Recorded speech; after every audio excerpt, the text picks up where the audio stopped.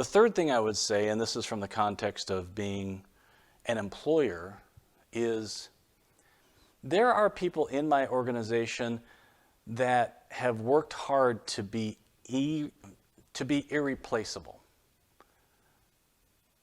They didn't start there. They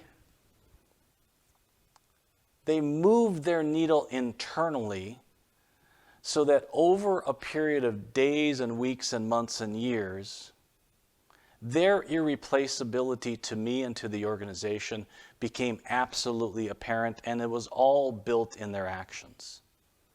You can tell somebody who's making the choice to continue time in and time out to improve, to improve, to improve.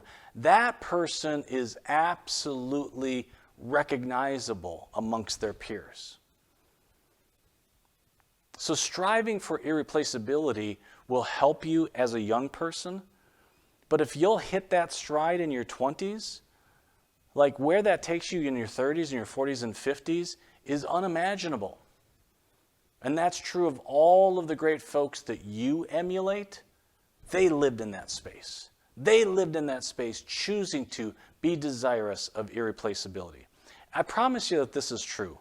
That if you'll inventory your domains of competence, where your life is lived, how you contribute to an organization or to a relationship, and you make the choice to excel, and you make the choice to be irreplaceable in that band of competency where you uniquely live, life will be kinder to you